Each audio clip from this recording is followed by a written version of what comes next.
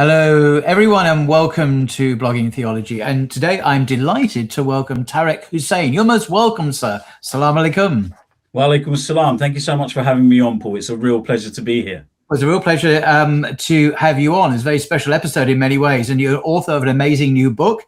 I'll come to that in a second. I'll just introduce you first, if I may. Tharik is an award-winning author, historian, and journalist specializing in Muslim heritage and culture. He is fellow at the Center for Religion and Heritage at the University of Groningen. Sorry, how do you pronounce that? Groningen. Groningen, yeah, which is in the Netherlands. Very prestigious university indeed. And has written for newspapers such as The Times, The Guardian, and The Telegraph, and magazines such as the National Geographic Traveller, and media such as Al Jazeera and the BBC. Now, we live, I'm sure we all agree, in an age of growing Islamophobia, when ignorant commentators, and that's being polite, I think, constantly depict Muslims as the other and as dangerous outsiders.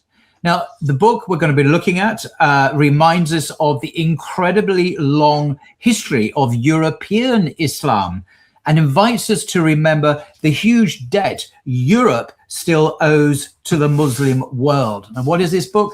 This is the book in question, which is newly published, Muslim Europe, A Journey in Search of a 1400-Year History. And it's got some fantastic reviews on the back by very eminent people. A very enjoyable read, but this is the book we're going to be looking at, Muslim Europe. Quite a provocative thesis in much of social media now, which is seeking to define Europe over against Muslims. In defiance of the historical realities. And this is what this book explores in a very, very interesting way indeed. So you got a short presentation, Tharik, I understand. So yes. Thank you for that. And I'll put up the first slide then. Fantastic. Thank you. So, okay, as I'll be talking at you and the audience for a while, Paul, I'm going to start off by offering a quick overview of what you can expect over the next, half hour or so. I'm going to begin by providing some insight into the thinking behind the book and the context around it, why I wrote it and what I hope to achieve with it. I'll then talk you through the route I took to write the book and my methodological approach, again, explaining the thinking behind these decisions before taking you on a bit of a whirlwind journey to some of the places in the book. But I'm going to focus maybe on the things I came upon that are what you might say lesser known by your clearly well-informed audience. So let's start with why I wrote this book. And as you can see, I've put up on the screen both of my books, partly because I'm a struggling author and I need to sell these things, but also because I want to put this into context. You see, I always thought the orange book there, Muslim Europe, was going to be my first major corrective piece of work. The first book where I tried to offer up the hidden and neglected Muslim history of Europe and talk about how significant it was in shaping our modern culture today, but it wasn't. As some of your viewers may know, and some of your listeners may know, that was actually my book, Minarets in the Mountains, which is also about a journey into Muslim Europe. And the reason for that is because Minarets covers a region of Europe that is actually home to 3 quote unquote Muslim countries by population and millions of indigenous European Muslims. In other words, I realized that by presenting that particular, to use your words at the beginning, thesis, I was putting forward the living proof of Europe's indigenous Muslims first. So that those still of the opinion that Muslims are foreign and alien to the continent would find it very difficult to argue against that. But of course they do. And later, we'll go into how some of these arguments continue to be facilitated. So Muslim Europe then was about going right back to the beginning of the Muslim presence. Firstly, to show just how long Muslims have been European or in Europe, and crucially, how significant they have been in constructing what we might call modern Europe. In other words, to challenge the now widely accepted notion that Europe is a Judeo-Christian construct. Yeah. More on that later, because it's something that I've got a real bone to pick with. And to make clear that it's actually Abrahamic, if anything, as well as, of course, all of the pagan backdrop and everything else. The other reason I wrote this book was the urgency, which you've alluded to already, Paul, that I was beginning to feel. The more I began looking into the rise of anti-Muslim hate and Islamophobia, the more I began to appreciate the roots of this worrying phenomenon, which is why in this book, I delve a little deeper into the beginning of Europe's anti-Muslimness. Something that kind of makes this book, maybe, as you say, just a little bit more uncomfortable to read for certain individuals, as it is no longer, as the first one was, just about the excitement and novelty of a Muslim writer showing you some interesting parts of Europe that happen to be Muslim. You know, in this book, I also begin to unpick why Muslim Europe and its history has remained hidden for so long, and more worryingly, the impact this has had on all of us. You know, I mean, a quick audit of popular history books of Europe make it clear one of the reasons is the continued negligence and omission of Europe's 1400-year Muslim history by modern historians in these popular books, and which continue to reinforce the growing claim by the far right that Muslims are foreign and alien to Europe, and always have been, and therefore always will be. In other words, we're incompatible when it comes to Europe. A narrative repeated, as you've read and I show in the book, across Europe, continuing to fuel this terrifying rise in anti-Muslim hate, which, as recent news headlines suggest, is only set to get worse. You know, I know that some of that history is starting to become visible. We were talking off air, you know, because of the digital age, you come across snippets almost daily in our social media echo chambers about this hidden piece of Islamic history and that piece over there. And briefly, we get very excited. We might experience some pride combined with a sense of injustice that it remains hidden. But then, like most things on social media, we swipe and move on to the next fleeting moment on our screens, and nothing really changes, you know. Can I just one very striking example of this acceleration of Islamophobia. Tommy Robinson, I don't really want to soil this channel by mentioning his name, but you know, he was a notorious Islamophobe. I mean, he really exudes anti-Muslim hate in a very raw way. He's now in the United States, boasting about it on his Twitter feed. He's got 1.8 million followers. The point is, this guy is a convicted criminal and fraud and assault, you name it. And he's managed to get through immigration. You're not supposed to get into the States if you've got a criminal record. But the point is, he's a guest of the State Department. A senior State Department official is having his photograph taken with this guy, Tommy Robinson, shaking hands. I mean, this is a level of official approval and acceptance and welcome by the world's remaining superpower, which is almost unbelievable. He's a pariah in this country, but in America, he's welcomed at official circles. This is a step change and something very, very disturbing when a man like that can be welcomed officially in the United States. And this signifies a moment where raw anti-Muslim hatred has a veneer of official respectability. Absolutely, but also somebody like that is able to develop their narrative and to be able to repeat it because of the absence of this history in our popular understanding of what it means to be European. This is the big problem here. You see, the absence is just one aspect, just one element of what allows this rhetoric to continue and what allows this rhetoric to thrive. It doesn't just continue. There are people who believe it. There are Muslims who believe it because this history is so poorly documented in the popular domain. And I do want to make that point because I know that several of your viewers and listeners will have even when you did the publicity of the book a little while back, they listed loads of books that actually talk about Islam in Europe. But what they failed to mention is that these are all academic books, Paul. These aren't the kind of books your everyman is going to pick up off the shelf. I mean, let's be brutally honest. Most everymen don't even pick up books anymore. So let alone these popular ones. And you said yourself, you found this book very accessible.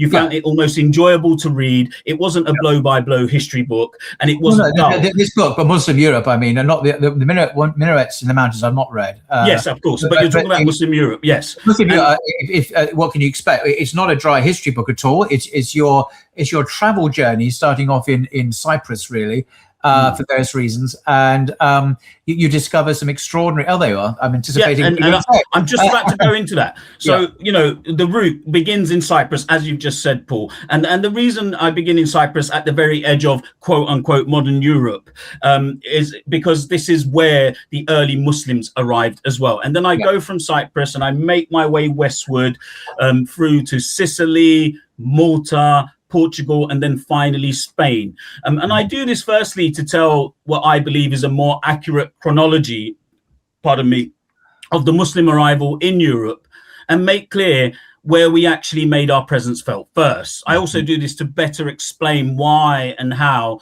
these various moments that led to that early culture are connected and were part of what the historian Al-Maqdis called a province. Although I focus on modern day Europe, I do make clear in the book that this province actually included parts of North Africa. So in that world, there was no Europe and North Africa. It was just one. Yeah, the Roman Empire covered, for example, the whole of the area on that map. Basically, everything was in the Roman Empire. Absolutely. And as those who have read my first book will know, like one of my key methodological approaches I use to help readers better appreciate this history and heritage is by discussing it as what you might call an insider. In other words, mostly through Muslim lens, to present what I call a European Muslim-centric version of this history. Because let's be honest, Paul, most of the experts most of the experts on Islam that we're presented are non-Muslim. And so this suddenly flips the narrative and it offers a perspective that many people haven't had before. And I just want to get away from that kind of post-Christian white Western takes of this history. It's basically addressing a huge imbalance, which is why I wear my religion, my identity and my Muslimness on my sleeve throughout, And up until now, most of those other histories have at best in the popular domain presented the Muslim presence and contribution in history as foreign and alien at best and not of Europe, or simply ignored it. So in this book, I rely heavily on historic Muslim travelers, writers, pilgrims and historians like Ibn Jubair, Ibn Hawqal, Al-Harawi and Al-Makkari. So, that has a huge impact on how things are viewed. So now I'm going to take you on a journey through some of the places and spaces I've visited to offer you a glimpse of just how different that history can look when viewed through that perspective. So as I said, we begin in Cyprus, as you can see over there with all of the arrows, or what was known to the Muslims as Kubrus, where Muslim Europe really begins, and for whatever reason has been thoroughly underappreciated, not just by traditional Western historians who often talk about Arab raids when they discuss the almost 3 centuries long presence, but also, by Muslim historians as well. And in this book, I really wanted to rectify that and reposition Kubrus and its pivotal role in the narrative of Muslim Europe. You see, up until the middle of the 7th century, the great Muslim expansion out of Arabia had been overland, as Persian and Byzantine territories were taken at a rapid pace. To continue expanding west, Muslims had to go to sea, something they had never done up to this point, and might not have had it not been for the tenacity of the then local governor of Shams, of course, or Syria, Muawiyah ibn Abu Sufyan, whose ambitious nature led him to go and ask the Caliph's permission to build a navy and take Kubrus, which was being used at that time by the Byzantines as a strategic naval base. And he approaches Khalif Omar and he's bemoaning how the Byzantines are constantly raiding his coastal towns. You can even hear their dogs barking. It's really upsetting him, But Omar, he speaks to his governor in Egypt and he's not interested. He's terrified of the sea. He's a desert dweller and he shuts it down, but the ambitious Muawiyah doesn't give up. And when his cousin Uthman is appointed, he thinks, okay, the familial ties might give me a bit of leverage here. And he approaches Uthman and Uthman agrees and gives permission to Muawiyah to build. And the significance of this, Paul, really gets overlooked by our historians as well. He builds the very first Muslim navy. This is a huge moment because, of course, it paves the way for eventual Muslim naval supremacy in the region. And as a result, Muslims land in Kubrus between 647 and 649 to take the island and turn it into a garrison. And that's within 15 years or so of the Prophet dying. This means many members of the first generation of Muslims and their successors, in other words, the most revered 3 generations of Muslims, came to Europe and some of them, and we've had this debate off air, became European, you could say, because of their desire to stay there. But of course, there was no Europe back then. So we are talking in modern terms. And here we can see one of the three sites that is reputedly the final resting place of some of the Sahaba that made it to Kubrus. And this one's called the Hazret Omar Turbe in Girne. There are three such sites on Cyprus today, and a number of others said to have links back to that first Muslim period, including mosques believed to have been built on the site of the earliest ones. And those early mosques built in Kubrus would have been what we might call the very first European mosques. So just to clarify, these are Sahaba. These are the first generation who some of whom ended up in Cyprus. First, second, third generation, yeah. Right, and they passed away in Cyprus. So they were already in what we would call today Europe at that point. Indeed. And you visited these tombs in your book. Absolutely. Extraordinary personal detail, your encounter with the imams and the custodians of these places and the state of it, and the Muslims living there today, often of Bangladeshi origin, curiously, Cyprus. And as a very interesting local color and personal details. So it's far from being a dry history. You bring the present to life with reference to the deep, deep past back almost 1,400 years. Indeed. And of course, the most important site, as you know, Paul, is this one here, where we can just see it there, the small mosque in the backdrop, known as the Hala Sultan Mosque and Tekke. And this is ironically in the south. I say ironically because listeners may not know that Cyprus is the last divided country in Europe. And it's divided on religious lines. The north is the Muslim area, and the south is the Christian area. And this mosque, it's on the cover of the book, and it's really where the story of Muslim Europe, and in many ways my own personal journey in search of it, begins.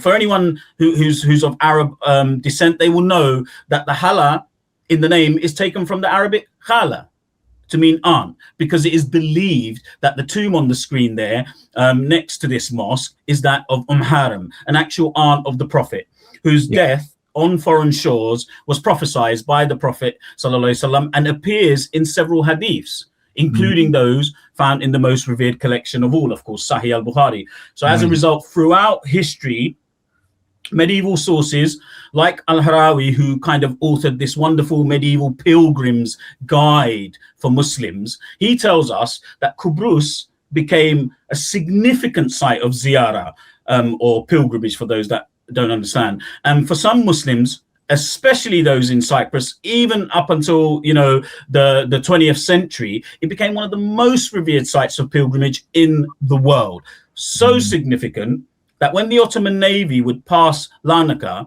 they would perform a gun salute. So we can already see the importance of Kubrus to the Muslim European narrative, Paul, by arriving within just a few decades of the birth of Islam, just a few decades.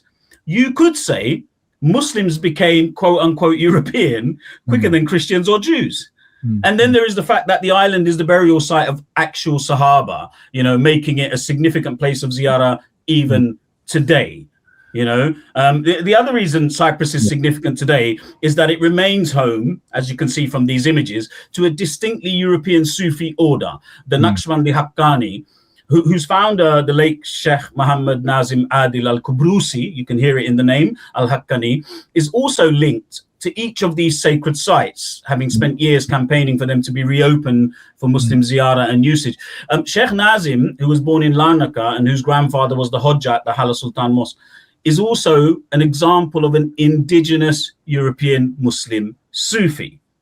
And with his order, offers living proof that the ancient European mystical traditions I discuss in the book that you've read, Paul, observed by the likes of Ibn Arabi, amongst others, remains very much alive. But that said, to be honest, for me, the most underrated aspect of the Kubrus moment remains the establishment of a Muslim navy. You see, Muawiyah was not content with just taking Kubrus.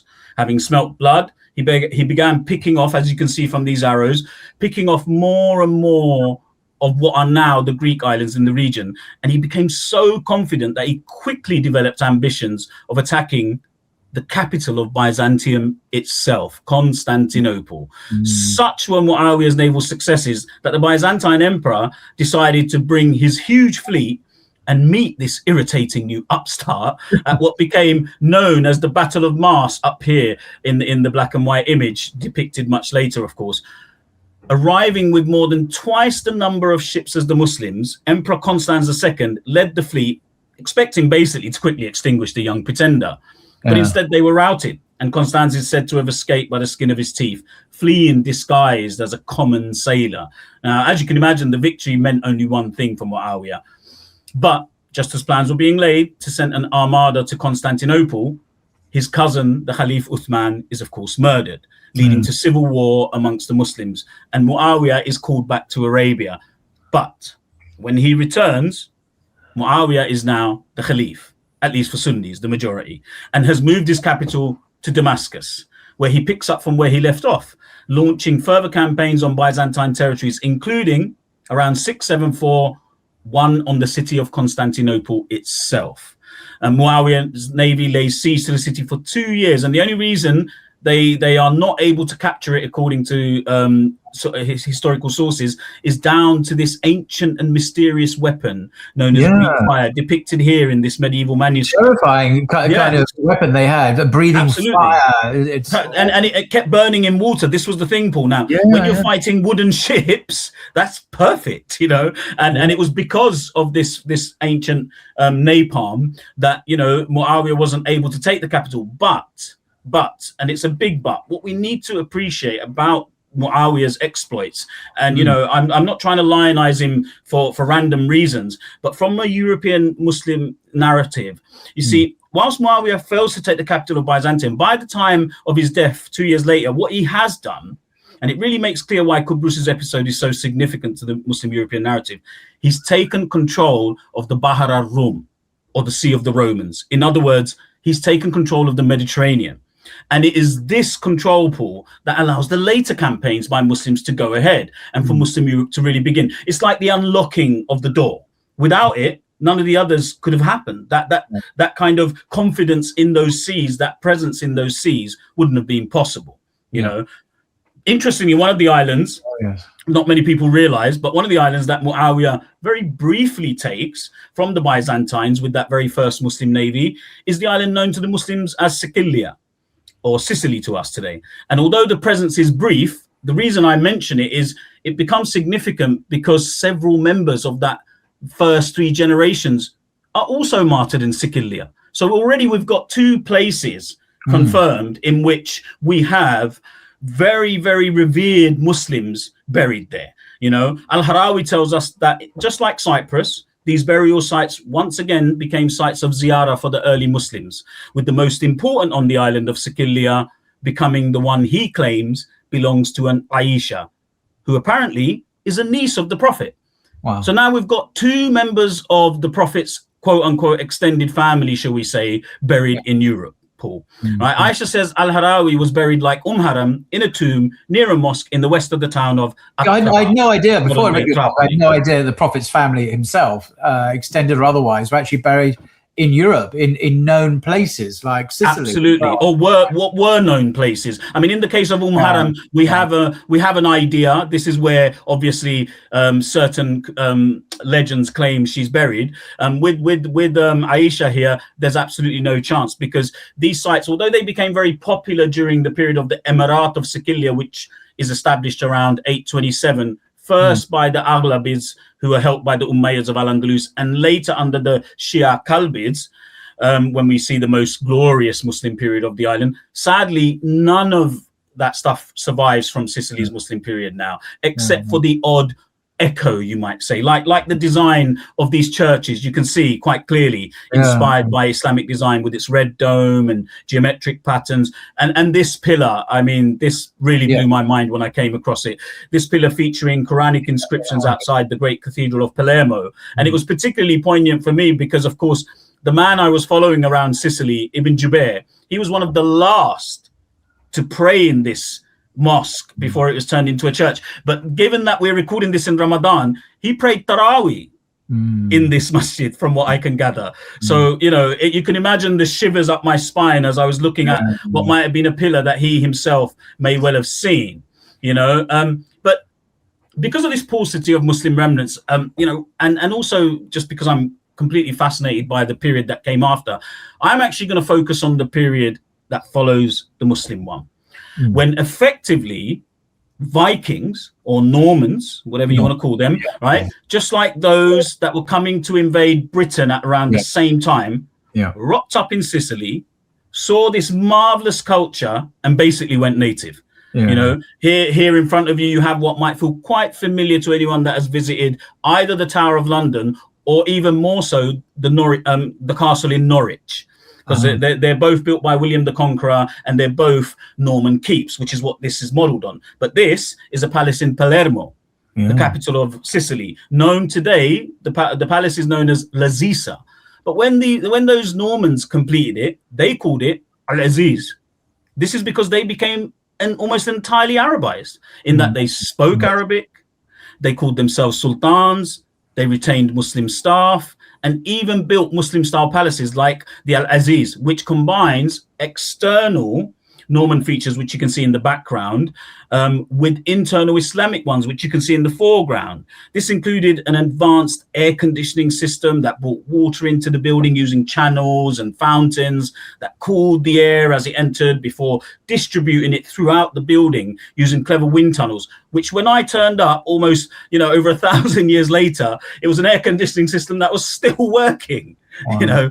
And the interior also featured Muslim architectural elements like muqarnas and Arabic inscriptions, where the builder of Al-Aziz, King William II, refers to himself as Sultan Musta'iz.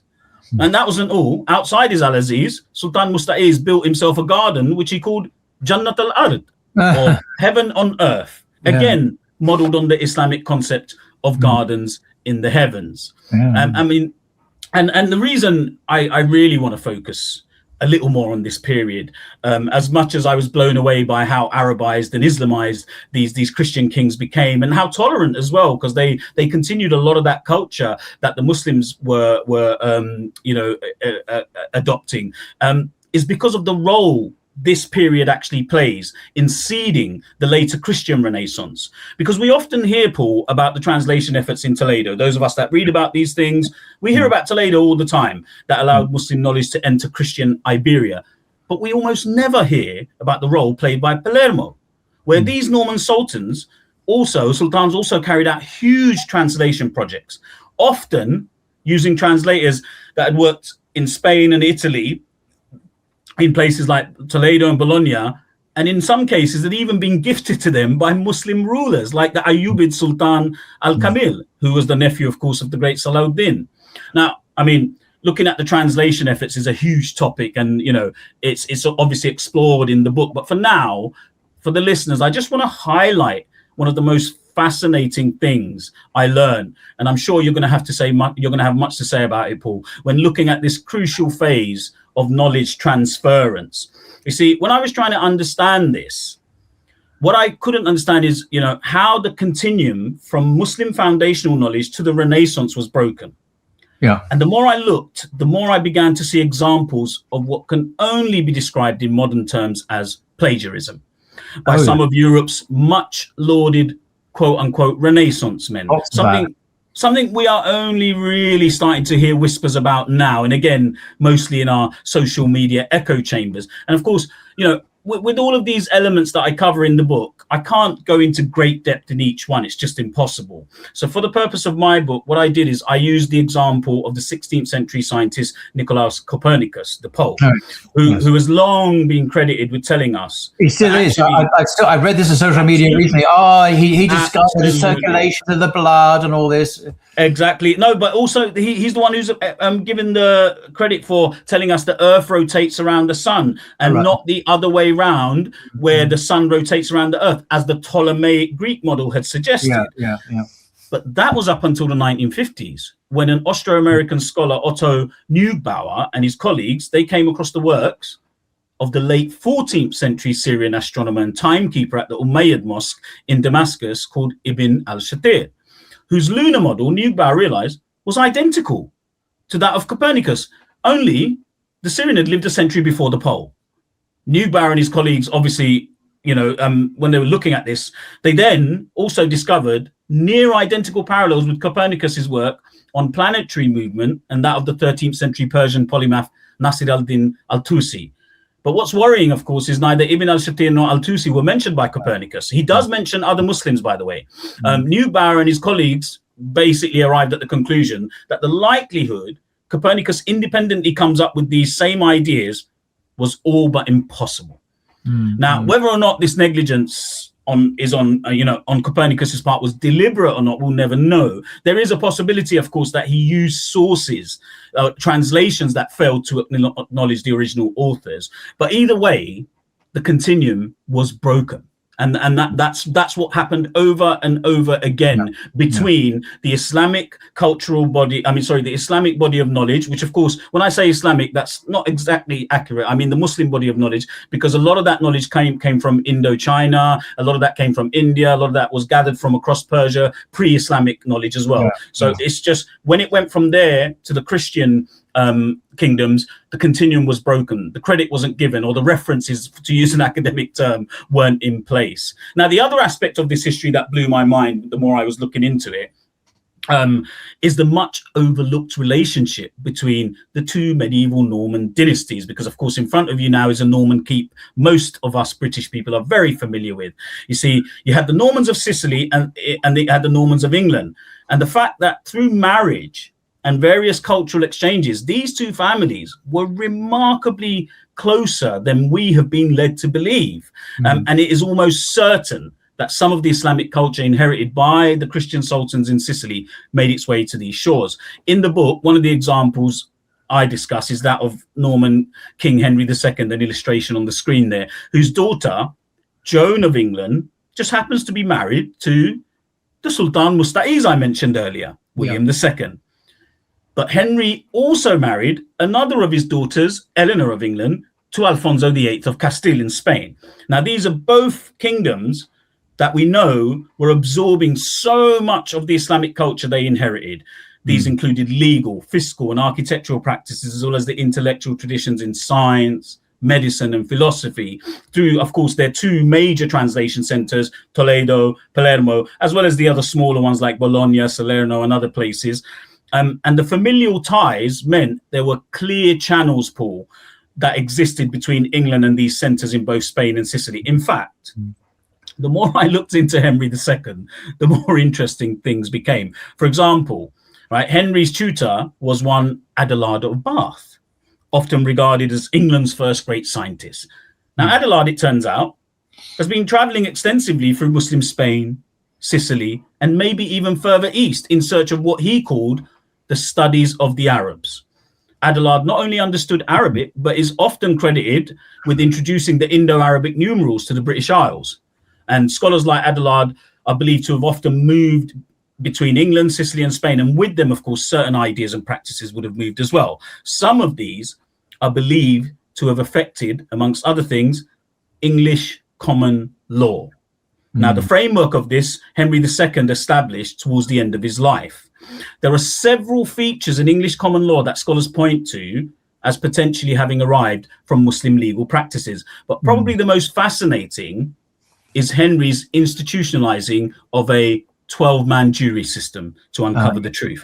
Now, the reason this is fascinating is because it bears more than a striking resemblance to the Lafif in Islamic Maliki jurisprudence. The Lafif, which was developed between the 8th and the 11th centuries within Maliki legal system, requires 12 members of the community, and this is going to sound very familiar, to swear by God to tell the truth as they analyze the facts of a case before arriving at a unanimous verdict.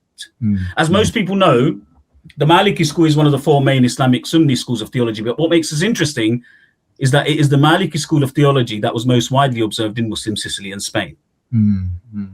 All of which makes Henry II's threat to convert to Islam in 1168, in the famous Thomas Becket episode, and its widespread dismissal by Western historians seem all the more curious, especially, Paul, when we throw into the mix that his son, King John I, did the same thing in Also 1215. He also threatened to convert to Islam. By approaching the Almohad Khalif Muhammad al-Nasir. But he didn't just threaten to convert to Islam. He actually said to al-Nasir that he would place England at the Khalif's disposal and adhere faithfully to the law of Muhammad. In other words, adopt Sharia law in England. Wow. In 1215. But of course, like I say, these things often get dismissed by the more popular historians, and I'm just raising the question, why are they so readily dismissed? Because when you consider the relationship and the familiarity these monarchs would have had with Islam, they shouldn't be so readily dismissed. Can I just come back a slightly earlier period in English history with King Offa, the famous Offa's Dyke, which still exists in England? Yes. Why do you mention him in his book, and what is about these coins that we still have in the British library? The reason I mention it, Paul, is just to make it very, very clear that we have a tangible item sitting in the British Museum today that anybody can go and view through a glass window and see this gold coin where an Anglo-Saxon king, that means before the concept of England as we know it today, an Anglo-Saxon king minted a coin with the Shahada on it. Wow. Now, there are obviously theories, theories abound as to why he did it. Yeah, he might not have converted, but no. Absolutely. No. I wasn't suggesting he'd converted for 1 minute in the book. But what I am saying in the book is the knowledge of Islam was here in the British Isles as early as the 8th century. And we have irrefutable evidence for that. Physical coins of the realm. This is royal English coinage, if you like, with the Shahada in Arabic. So yes, and in Latin, it says Offa Rex. So it's an official coin. Yeah. So we know it's an official coin in that it was minted by, it's accepted by scholars that it was minted by Offa himself. This is not like, and we've seen this as well, Paul, where Islamic coins that were moving around with, amongst others, like the Vikings, for example, that were then taken and reappropriated. This isn't one of those coins. This was a locally sort of minted coin. That's very much accepted. And we have to then beg the question, why did he do that? And most scholars lean on the idea that he was mimicking the Islamic coins because of various reasons like trade and what have you. But the bottom line is an awareness and an understanding of Islamic culture was here in the 8th century. That there's no getting away from that. But coming back to the slide, after Sicily, I headed to Malta, which was originally a part of the Emirate of Sicilia. And like Sicily, physical remnants of the Emirate are scarce. But I went there because although the physical remnants are scarce, it's actually home to the greatest intangible remnant of the Emirate, its language. You see, the Maltese, Paul, speak a language that is predominantly made up of an ancient form of European Arabic, if you like, known today as Siculo Arabic, a highly beautified version of which is on the screen on the gravestone of this Maltese Muslim woman known as Maimuna. Maltese is therefore the only Semitic language that is an official language of the European Union, and one of the only places in the world where an ancient European Arabic is still spoken. The other is Tunisia across the water. And such is the common ground between the two that it is said Tunisians and the Maltese can more or less understand each other when speaking in their native tongues, which just blows my mind. When it comes to numbers, for example, it's basically Arabic, Wahid, Itnin, Talata, Arba. It is also the reason why, and I did a video on this at the start of Ramadan, why the island's Christian fasting festival of Lent, which started, of course, at the same time as Ramadan this year, is called Randan. And the word for Easter is Eid. Like Eid, The other sad but interesting moment in Malta, reflected by the picture on the right, is when I encountered these two young archaeologists near the Domus Romana Museum. When my friends and I, who were with me, taking me around, who you've met in the book, of course, when we asked the young archaeologists what they were digging for, to our horror, they told us they were looking for a mass grave. And you can imagine, as a historian and a travel writer, I began to panic, assuming that I had not done my research and had somehow overlooked some massacre or genocide on the island. And it got worse, Paul, because when we asked them what kind of mass grave, they told us it was a Muslim mass grave. And now I'm really panicking, thinking, my God, you know, I'm writing about Muslim Europe. There was a major Muslim massacre on this island, or genocide, and I've completely missed it. But I needn't have worried. I mean, the truth was much simpler, but also much sadder. You see, during the height of the 19th century neoclassical obsession across Europe, which I'm sure you're familiar with, when everyone wanted to find their very own link back to that imagined, pristine, ancient civilization, you know, Greco-Roman civilization, what happened in that spot, near that spot, is a stunning Greco-Roman mosaic floor was discovered beside a later Muslim cemetery. Now, immediately a museum was built over it, and work began to look for more such remains. But sadly, the overzealous archaeologists leading these digs was so desperate to find more Greco-Roman remains, and clearly had no time for the Muslim period, he simply began tossing the human remains of the Muslims into a mass grave as he went looking for these, in what was one of basically several examples that I came upon of the destruction of Muslim European heritage in the ground, which is another way in which it's been erased, you know, to come back to our initial thesis. You know, after Malta, I went to Portugal, which of course was known as Algarve al-Andalus, from which we have the modern name for the south of Portugal, the Algarve. And one of the reasons I wanted to go to Portugal was to find this church, Our Lady of the Annunciation, in the town of Murtola. And this is because in this church, once upon a time, the Christians prayed towards Mecca. Up until the 1940s, it had been assumed that this had always been a church. And then workmen removed that picture on the right there, an old wooden altar, and found those beautiful arabesque arches behind it, which of course confirmed that there had been a mihrab there once, and that the church had begun life actually as a mosque. This then led to further research into the archives, and that's when we see the most fascinating story of religious transition emerge.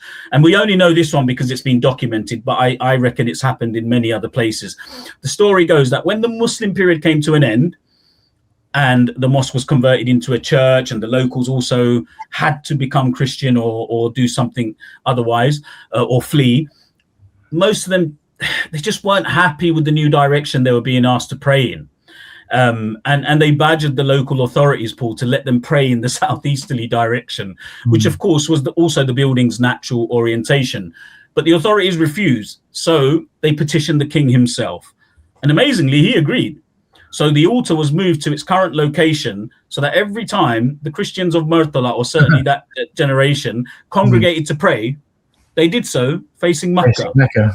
And my guide for the trip said it was because he felt, although they had become Christian, they still wanted to pray towards a direction they had always prayed in. I mean, we can make what we will of that, you know. And today, of course, the church, it's the only confirmed historic mosque in Portugal. When we consider how long Islam was in Portugal, that gives you another example, another sense of the destruction that went on. But today it's a part of a series of spaces that make up the Islamic Museum of Murtola, an initiative that was established in Murtola when they rediscovered its Islamic heritage. And the reason I wanted to talk about this on your podcast today is because it's one of the few examples of hope that I came across. Because it's one of the few non-Muslim projects trying to own and embrace their Muslim history, not as something that was other. And here you can see one of the leading archaeologists, Manuel de Pecinas, who was also my guide, and, you know, great inspiration. He's admiring a water vessel that took him 15 years to piece together. You know, I mean, the initiative, you know, it's got a biannual Islamic festival people can attend, and it still has much work to do. Of course it does. But I wanted to highlight Manuel and his work as one of the few glimmers of hope, and just how non-Muslims in Europe might go about reconnecting with their Muslim heritage. Something he said to me was difficult for two key reasons. Firstly, the aggressive anti-Muslim governments of the past that had continuously reinforced the othering of Portugal's Muslim history, and, as we saw in Malta earlier, the destruction of Portugal's Muslim heritage in the ground. He's an archaeologist, Paul, so he claims he personally came across evidence time and again that the Muslim faith in the ground had not been respected or preserved by archaeologists It's of the the past. same in Spain as well. Yeah, absolutely. Now, when he, I loved it when he said that it would change. You know, he turned around and used the word "Oshallah," which of course, had he been Muslim, it would have been "Inshallah," which is of course the word that it evolved from. And of course, in Spain, where we're going next, the very same word is "Ojalá," which tells you everything you need to know about the linguistic influence. Now, I mean, I was thinking about this, Paul, and I thought, given the growing interest in the Muslim heritage of Spain, a lot of your listeners will know a lot about it, which easily, of course, has the most monumental surviving buildings from the historic Muslim period. So I thought I'm going to focus less on what the glories of that period were and how revolutionary it was. Because, I mean, let's be honest, there are lots of memes on social media for that as well, if you really want, or people can actually read my book.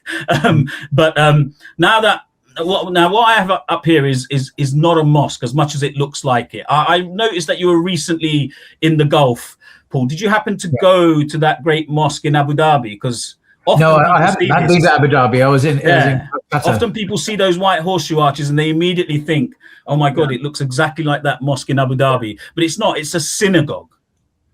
And I've picked this because I want to focus on, how different some of the traditional narratives look when viewed through Muslim and Jewish sources. And I want to highlight that I wasn't just using Muslim sources for this, I was using Jewish sources as well, especially when we look at the Jewish experience in Muslim Iberia. And I want to start with the arrival, because, we all know the classic tale, Paul. Tharik ibn Ziyad arrives in 711, and, it's often presented, he's got this kind of almost motley crew, and they run around, and all the historians marvel, how did they do that so quickly? So just to pause you there, in case people didn't know, you're talking about what is now called Gibraltar, is that right? Indeed. Well, that's where he lands first. Jebel al-Tariq, the Mount of Tariq, that's where he lands first, and reportedly names it Jebel al-Tariq, and that becomes later Latinized to Gibraltar. But of course, he then goes on with his army to more or less conquer the entire region, the peninsula, in such a rapid time that historians marvel at this. But so isn't it also the case that the caliph back home didn't actually authorize this incursion into the Iberian Peninsula? No, it wasn't. I think that's a grey area, but the local governor certainly encouraged it to expand his own territories. But what I want to focus on here is we're left wondering, well, how did he do this? And then when you look into the Muslim and Jewish sources, it's quite obvious, because they had insider help. Yeah, exactly. They had insider help. Al-Makkari tells us that he was probably invited by the Jews. Up until then, the Jews, because they were oppressed by the Christians, of course. Gosh, under the Visigoths, it was horrific. Their conditions were horrific, and they were looking across the water to their Jewish Sephardic cousins in North Africa and thinking, our lot would be much better under the Muslims. And so Muslim and Jewish sources tell us that not only did the Jews invite them over potentially to quote unquote liberate them, shall we say, but every time Tariq and his troops took a city like Seville, Cordoba, Granada, and Toledo, the reason they could move on quickly is because they left the local Jews in charge. This is why they were able to take the peninsula so quickly, because and to leave them in charge, Paul, there had to be a huge amount of trust there. Can you imagine? You're trying to conquer an entire peninsula. So are you just going to leave some random people? No, there must have been some collaboration going on well in advance, is what I'm getting at here. And when we consider all of this, as controversial as it might sound, to me, reading it from that perspective, it reads like a modern liberation of an oppressed people. That's how I was reading it. Whether that's right or wrong is neither here nor there. I'm just saying these were people who were having a horrific time, that were already of the land, and then they sought help. And this is another reason is not just history, so to speak, that this is relevant, because again, our recent memories of what's going on in Palestine and Israel has soured relations almost beyond belief between Muslims and Jews and so on.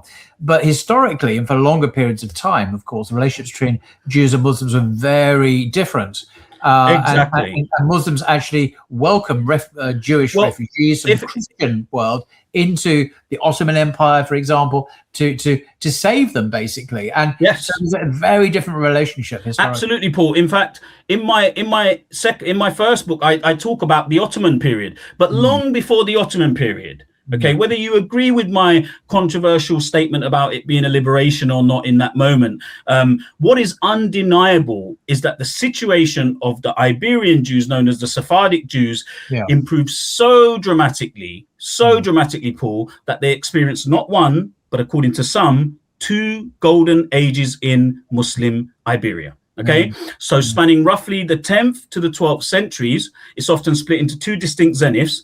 The first was during the 10th century Caliphate of Cordoba, which produced luminous polymaths like Hasdai ibn Shaprut, who was basically a prime minister.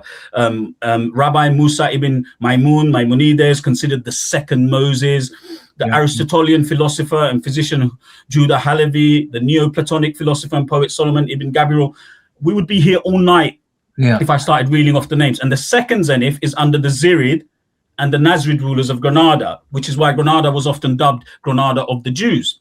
When figures such as Samuel ibn Nagrila and his son, they not only held high political positions, but also contributed to the vibrancy of Jewish scholarly and literary life. It's in this period that the foundations for the revival of Hebrew that we see in the modern world as a living language are first laid, Paul. That's a very, very pivotal moment. It's a period of poetry and music and cultural flourishing that's almost been unmatched since within the Jewish community. And what's really, really sad, coming right back to the beginning of what you were saying, and of course you've alluded to what's happening in Israel and Gaza as well. What's really, really sad is that this fascinating co-flourishing is so badly underplayed in European histories and completely dismissed in some cases. It has the following dangerous effects. One, it reinforces that nonsense I began with at the beginning, that Europe is some kind of Judeo-Christian cultural construct. Now, you as a former Christian,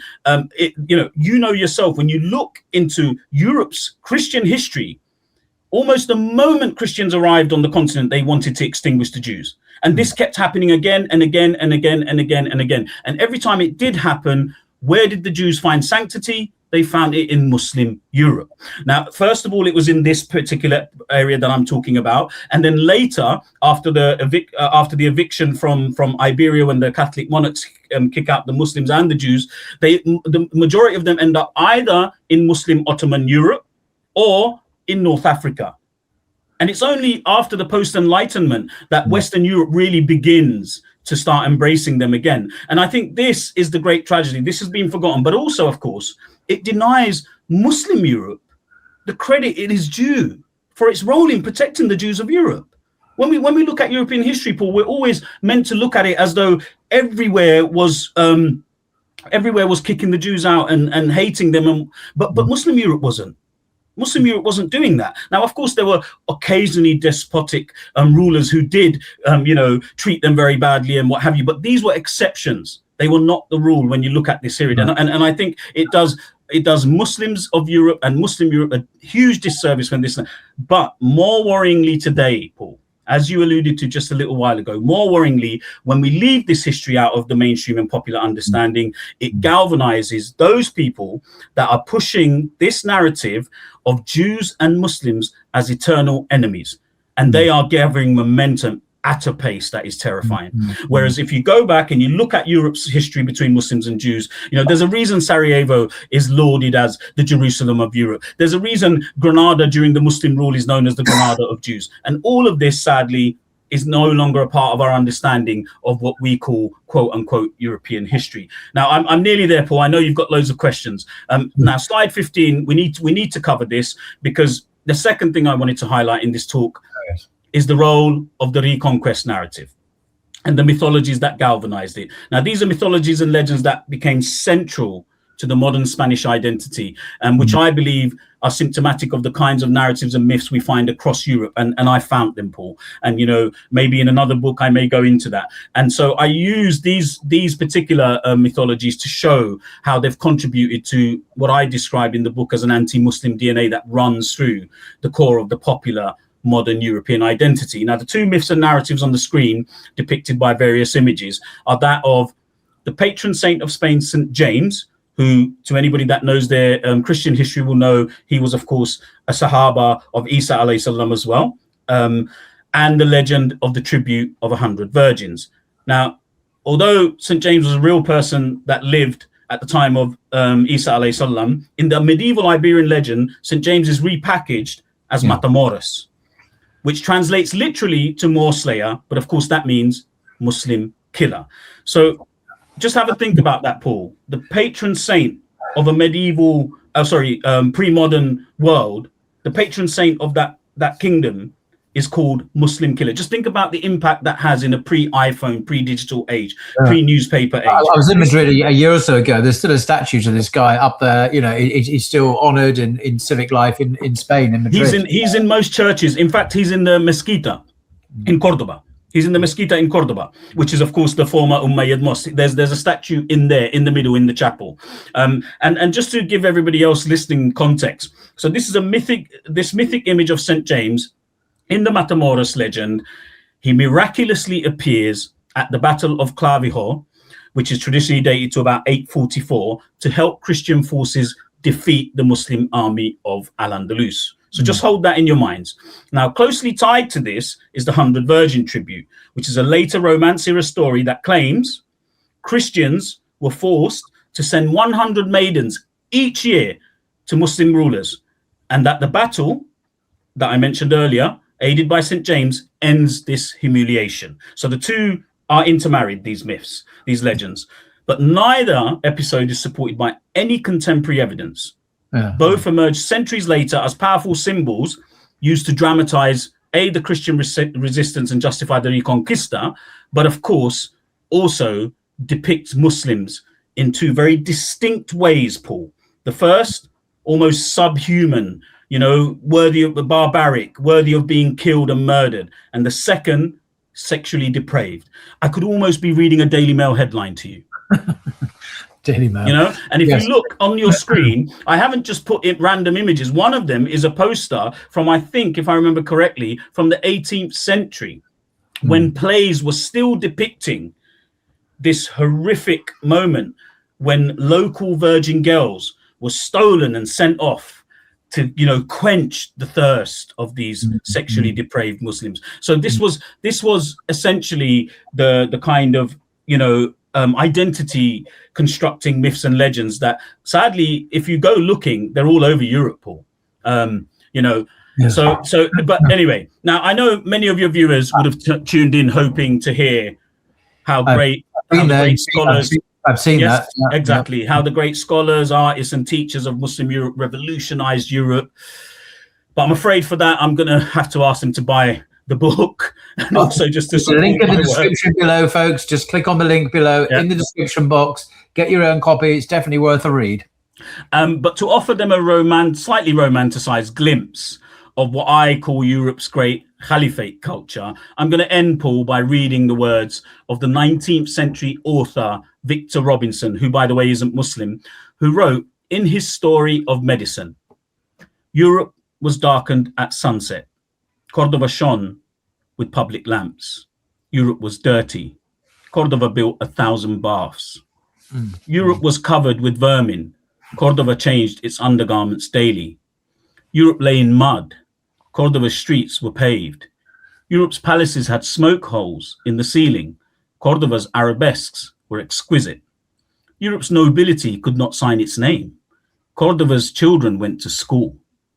Europe's monks could not read the baptismal service. Cordoba's teachers created a library of Alexandrian dimensions. Yes, indeed. Gosh, and that, Paul, is my presentation. Bit of a sprint. Well, it's absolutely necessary and an important counter narrative to what we read on social media. And just to, I want to read in conclusion just a couple of paragraphs from this book, Muslim Europe: A Journey in Search of 1400-Year History. And you quote someone called Charles, in fact, Charles III. And he has some very interesting things to say in a lecture. I'll just read 2 paragraphs on page 10. You write, as my travels across the continent began to reveal the magnitude and scale of my European Muslim history, you write, I also began to understand the scale and magnitude of the 1,400-year-old cover-up to deny it. You speak of a cover-up to deny this history. a feat summed up best by the then Prince of Wales and now King of the United Kingdom, Charles III, during a lecture given at the University of Oxford in 1993. And I actually did a YouTube video on this a couple of years ago. In the speech, the heir to the UK crown said this is because Europeans, quote, have tended to see Islam as the enemy of the West, as an alien culture, society, and system of belief. And this is why we have tended to ignore or erase its great relevance to our own history. The surprise, ladies and gentlemen, he explained, is the extent to which Islam has been a part of Europe for so long. First in Spain, because he could have mentioned Cyprus, but anyway, first in Spain, then in the Balkans, and the extent to which it has contributed so much towards the civilization we all too often think of, wrongly, as entirely Western. Islam, this is King Charles saying, Islam is part of our past and our present. He's speaking here as a British member of the royal family. In all fields of human endeavor, it has helped create modern Europe. It is part of our own inheritance, not a thing apart. Yeah. End quote. So here's the King of England making a very erudite, insightful, and objective historical assessment of the Islamic origins of modern Europe, something that is airbrushed out, or as you call it, a cover-up to deny it. I mean, in many ways, his speech is almost a manifesto for the book. You know, when you think about what I tried to do with the book, because Prince Charles was really the very first major Western leader that I ever came across that didn't just wax lyrical about the beauty and aesthetics of historic Islam. He actually went and engaged with the reality that his own identity is potentially made up from Islamic culture. And he wasn't shy about that. He wasn't ashamed about it, but he also called out the amnesia. He called out the amnesia, he called out the destruction, and he called out the erasure, which, I mean, I haven't, done an audit of all of the great speeches by all of the great leaders of Western Europe or Christendom or whatever you wish to call it. But I don't know of any other Western European leader that has ever said anything like that. And of course, before he became king, and of course, there's that wonderful moment where I think when he does become king, he wanted to become king of the faiths, but he was told that he had to remain just king of the faith or something along them lines. So even before he became king, there are many moments where it is quite obvious this is a very Islamophilic individual.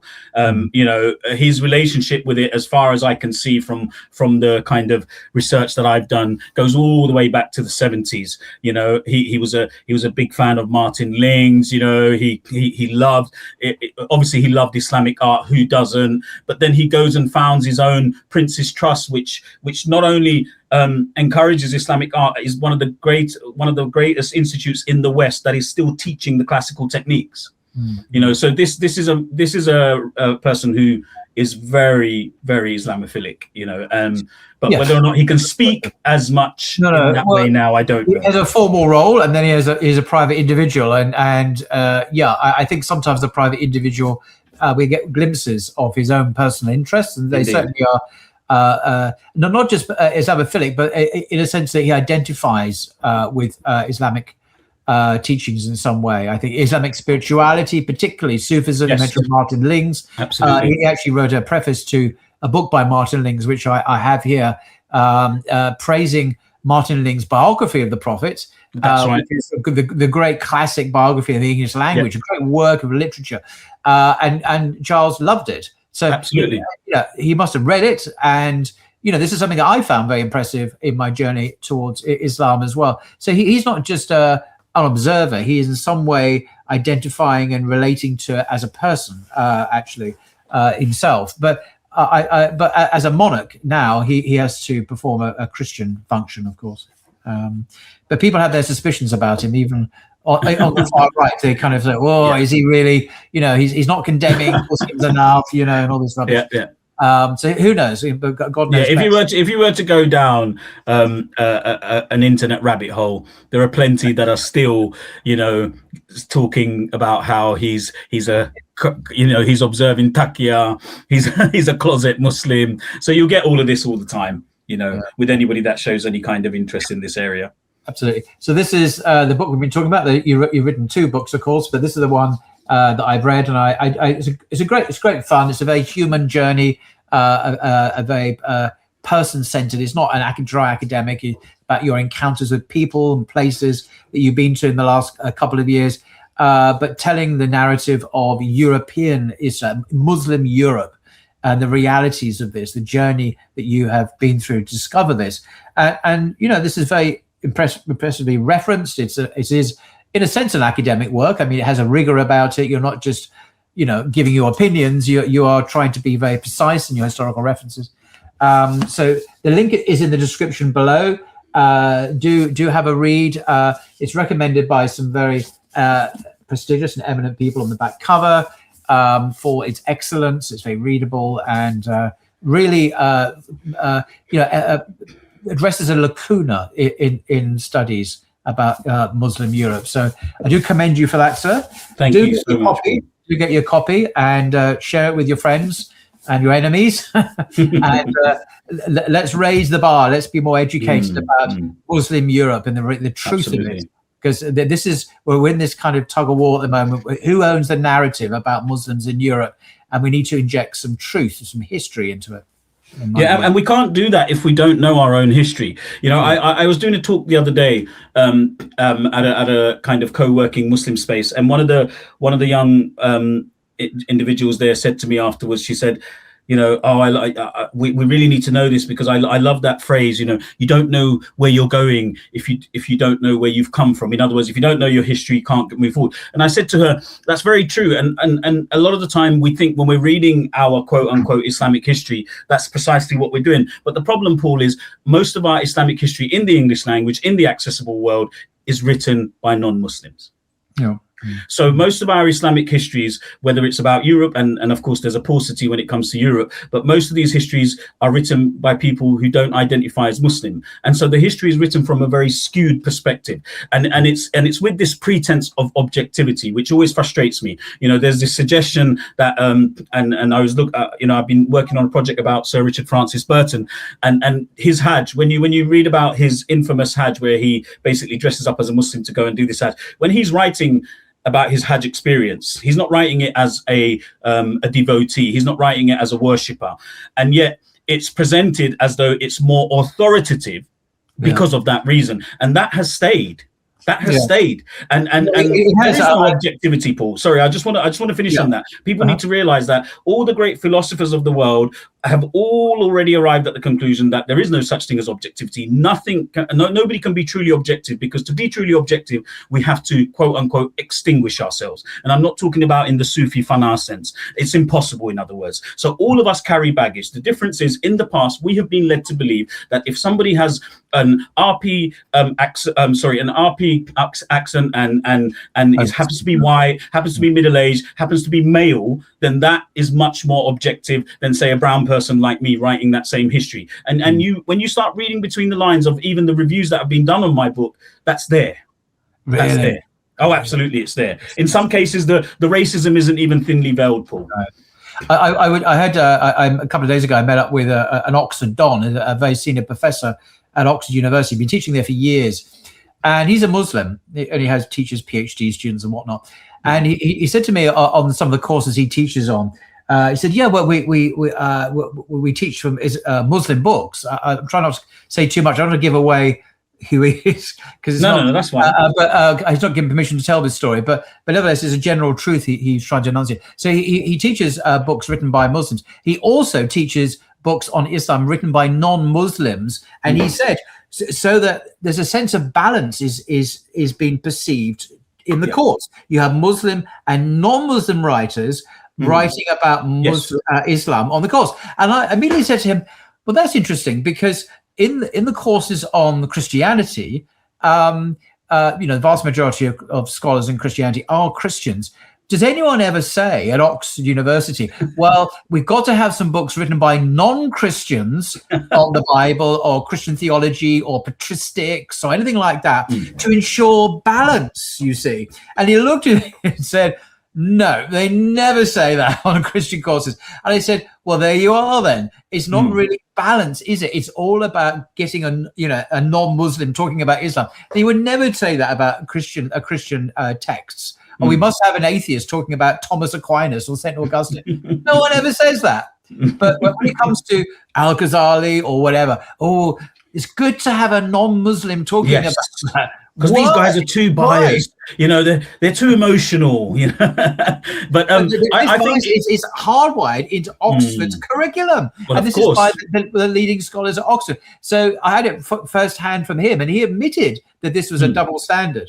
Oh, absolutely. But you could argue, Paul, and during my own Masters on Islamic Studies, I looked at sources on Islam from both sides. You could argue that's actually a healthy way to do it, okay? And that would actually be a fair argument, because then you're looking at it from the insider and the outsider. The reason I didn't do it in my book, just to make it clear, is because I'm trying to redress a huge imbalance where all the other books are from the other perspective. That's why I'm leaning so heavily in this direction. But the other thing I want to point out is that might be happening at academia, but it's not happening in the popular domain.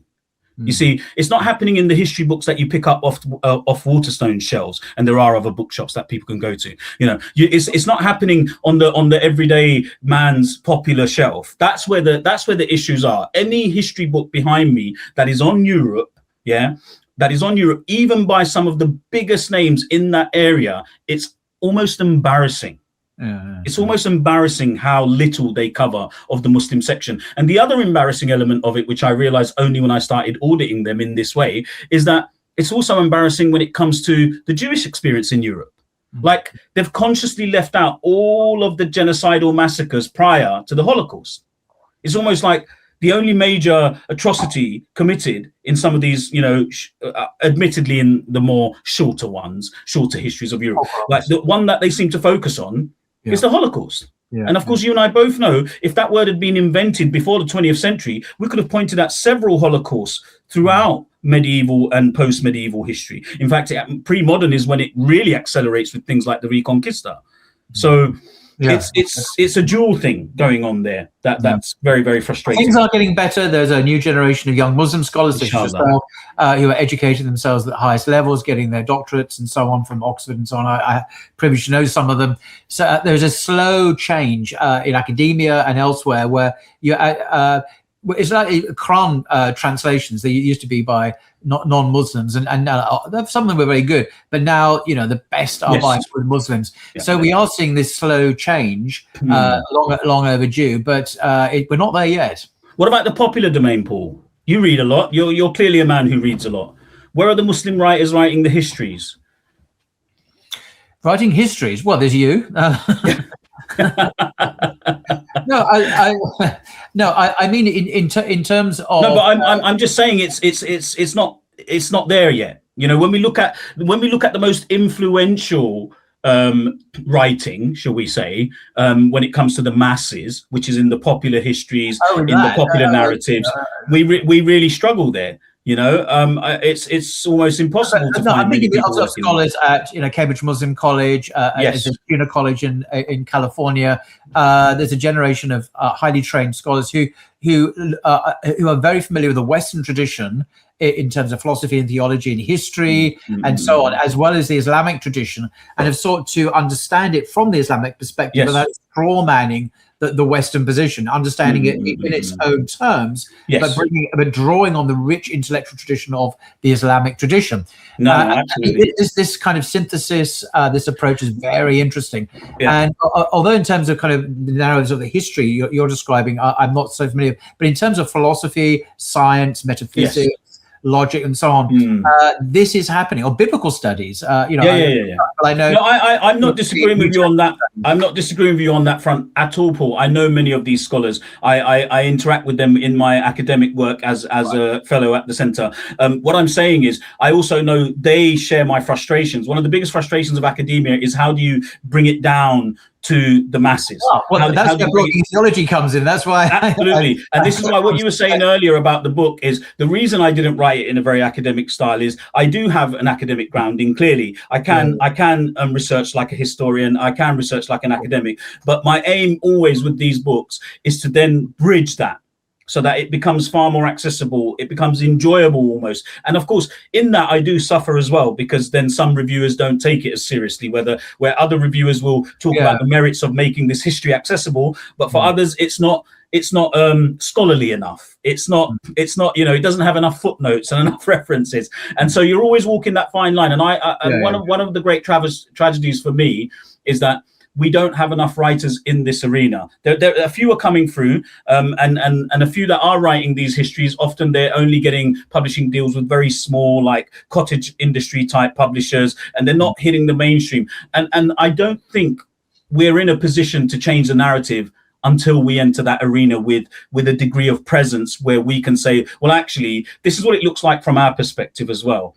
And we're not saying that loud enough yet. And if somebody like me comes along and says it on his own, you know, you find you're up against it, is what I'm getting at. No, fair enough. So this is certainly a good contribution to this more accessible, popularist approach. As you say, it's not an academic work, but clearly there's an academic, you're informed in terms of the dates and the places and the sources you use. So yeah, I do highly recommend that, folks. Do click on the link in the description below and just see what all the fuss is about. It's really worth reading about this, actually. So, well, maybe this is a good place to draw this to a close. I'm very grateful indeed, Tharik, for your time. I wish you continued good fortune in producing these works. Please keep on writing, researching, sharing your knowledge with us. And it's all part of, say, this struggle over the narrative of what we are as Europeans and as Muslims. And your work couldn't be more timely, is what I'm trying to say. Your time has come to actually, you know, inject this historical narrative based on objective truths rather than the skewed civilizational weaponization of the far right narrative we're seeing at the moment. So really, your work is cut out, I think. Thank you very much, Paul. And I just want to say I really appreciate you bringing me on, because it's one thing writing a book, it's another thing getting it in front of people. And of course, in this day and age, you know, individuals like yourself, you have a huge audience. Us authors, when we're sitting in our little studies, squirreling away, looking at academic, we don't have the time to also develop great followings. So, you know, we need platforms like yourself to amplify works like this when it comes along. So I just want to yeah, no, I want to, you know, share my gratitude, because we're all, let's be honest, we're all part of a chain. You know, we all have a role to play, and as a believer, you know, Allah sends us to play our individual roles, and sometimes we can't play that role without others linking up in that chain as well. So thank you very much. Oh, well, thank you, and inshallah you'll come on again and you can share more of your research and make it more widely known, which is so important. So thank you very much indeed, Tharik. Ramadan Mubarak, and we'll see you again, inshallah. Assalamu alaikum. To you too as well. Assalamu alaikum.